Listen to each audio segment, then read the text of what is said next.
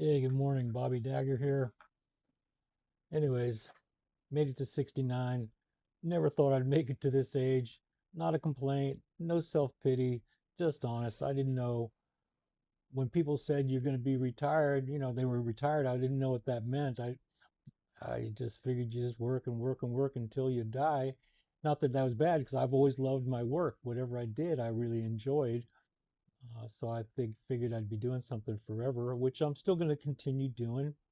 Um, that's why I created this YouTube channel to do something new. There's always something to do. I'm never gonna give up. That's never gonna happen. I've been in New York City since 1981. I came down. I've never had a plan on what I was gonna do. I came down. I was a photographer at the time. Got some good photo work. Got some bartending work. Got this work. Got that work. One thing led to the next thing. Um, the big thing is I just closed a store 2 years and 2 months ago, and I did not know what to expect after that because I'd been doing it for 30 years, day in, day out, which I really liked. Um, COVID came, the world changed, people's buying habits changed. I'd been wanting to close this store for a long time because it's really hard to do on my own. Sole proprietor. I had employees, but that's a whole other world you have to deal with. You have to deal with so much, and I really loved it except for the business aspect of it. And it sucked my day. I didn't. You're always putting out fires. You're just always putting out fires. You're the accountant. You're this. You're that. I mopped the floors. I clean whatever. I did everything. I loved it. It wasn't just closing a business because, that's one thing. It was my social life. People knew where I was all the time. I'd watch mothers get pregnant. I'd watch their babies grow to be 18, 19, 20, or even more. It was pretty incredible. What I lost, though, was my identity. I had no idea what that was going to mean. I All of a sudden I wasn't the guy because when you're in your store, you're the guy. People came to you. When you're walking on the streets, you're just a nobody. Not that you're a nobody, but it's a little different. I'd run into clients on the street and they wouldn't recognize me on the street. Weirdest freaking thing. It's like, oh yeah, yeah, the store. Out of context, people don't recognize. I've got a visual memory, so I remember every face. And if I've forgotten your face, it's like I guess there was a reason for it. But that's another thing. But here we go. During COVID, one of my landlords doubled the rent. I'd had that place for 30 something years. I had it since 1981. It was my original photo studio, turned into a jewelry studio. I had other people working, sharing it. It was a tattoo studio for a while.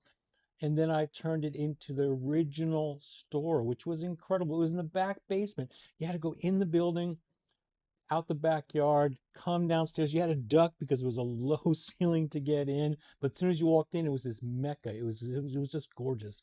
I had plants in there. I had all my shelving was on wheels so I could roll them in, roll them out, so I could throw parties in there and do whatever. It was really a magical place. It was like old school New York. It was like an old school health food speakeasy because you had to know it. You had to have knock, knock, wink, wink. At some point, I did put a buzzer in so it was easier. Otherwise, you had to call and we'd let you in. It was pretty incredible. But I had a guy. There was a guy that owned this place called Penny's on 7th Street, and he told me what to expect afterwards of not having the identity. And now we run into each other, and it's fun because we share the same kind of. He did that. He closed after a long time. I did this, close the store. I was sort of lost. I mean, a month after I had to move with the original store, the basement, I had to move all that stuff out because my rent was doubled. So I had to move all that into storage. That took a day. I had to hire a couple guys, big van, and I was looking at my life, my entire life in New York, all my photos, whatever I'd done was all in there. So it was like closing another chapter that was even pre the store. So that was huge. And then right after that, I was burnt. I was so fried. A buddy of mine, actually, I was just texting with him. He's in Lake Atitlan right now, Guatemala. He said, "You're going to go to Lake Atitlan. You're going to stay here. You're going to do this. You're going to do that. And just book a one-way flight because you're not coming back for a while. And I said, okay. I was very, I trusted him. He's like a younger brother. I love him. So I booked it. First, I booked to go to Belize. I figured I'd go to some beaches down there. Belize was horrible. I didn't like it at all. Well, I liked it, but there was no good beaches where I was. I just love really nice beaches. This didn't have any. So I was in Belize. I enjoyed it. I went to the lake. I enjoyed it. I stayed at a pretty nice place. It was very rustic, owned by these California hippie kind of types, and they were really sweet. And they saw I was a photographer. They said they needed some photos for their Airbnb, and I was like, sure, man, let me just stay here for a couple weeks for free, and I'll pay you back in images, which we did. So it was really cool. I got really sick for a couple days. I drank some orange juice or something in one of the bigger towns, and I got violently ill for like 2 days, and they took care of me. It was really sweet. But I was like, and then I kept moving around Guatemala a little bit. I took some incredible photographs. I was down there actually about right now. I was Easter. Well, Easter's coming up. And I got some incredible, they really do their Easter right down there. It was like a week of partying. I got some of the best pictures I've ever done, which was really great. Um, it was just trying to become okay. And as older, when you're traveling, you don't meet as many people. It's a little different. You're just not, you're part of not part of the same circles. And everybody's young on the road. It was just everybody was really young. So which I get along with everybody. At the same time, it's slightly different traveling that I've noticed. Plus, I don't really like traveling by myself, but I'll do it. I don't mind it. But it's always better somehow with someone else for me. Um, like I said, I came to New York as a photographer, which I was really good at it. I really worked hard. I was a great printer. I loved it. I loved the every aspect about photography. I like being behind the lens because you can be a part of something and removed from it. So you're there but not there at the same time. You're the documenting it. And I shot some great stuff. I was an interior exterior photographer. I shot a lot of fashion. I did portraits. I did agro-industrial. So I was out on farms and ranches. I was photographing the Marlboro Man. I met some incredible people who were on horses all the time. I was in helicopters shooting out, hanging out, shooting. I'd be shooting the Concorde with Mercedes Benzes in front of it. I had a great career, but there was a saying that people I'd heard before, but I didn't understand it: fear of success. And then after the fact, I'd killed my career because I drank too much drugs, too much, just the wild lifestyle wherever I went, and whatever I did. And I had a fear of success and I didn't realize it. It just burned, I just couldn't do it. And so I killed my career. And to this day, I've got a few regrets. If I could go back in time, I would change a few things. I remember a woman came, I was a bartender and shooting a photographer, and she came to town from Texas or something. She wasn't here more than 2 weeks, and she started getting these big jobs. That she became the photographer for Saturday Night Live, and she said, Bobby, the big difference between you and me is you're good at your craft. You're better than I am. You just don't have the social skills to do it. And I was like, oh yeah, okay. I didn't understand that either, but I really got it. It's sometimes it's not about the talent. It's about the hang, who you're hanging with. And I always thought you just had to be really good. Even I'm doing this YouTube thing and I want to be really good at it. At this point, I know I'm going to not be the greatest, but I'm going to do the best I can. Um, I'm sure a lot of people out there understand what I'm talking about. Just how many careers have you ruined, or just didn't, or what didn't you go for that you really wanted to do? Because there's a bunch of things, if I could go back in time, that I would have really liked to have gone for if I was more focused. I would have loved to have been a photographer shooting um, fast cars and races and things like that. And then I could have been driving some cool cars. Because actually, when I got into photography, the guy I worked for, a buddy of mine's, my best friend at the time's father, was very successful. He took me in as a mentor to me, and I could travel around going to his jobs. And I was very young, and I could learn that way. But he was into cars, so he always had really nice cars, and I liked driving them. I liked hanging out in them. But if I could go back, I would definitely take a different route, without a doubt. without a doubt, without a doubt, I'm going to edit that out. How I've always operated in my life, 69, I never really had a plan. I just did as things came towards me.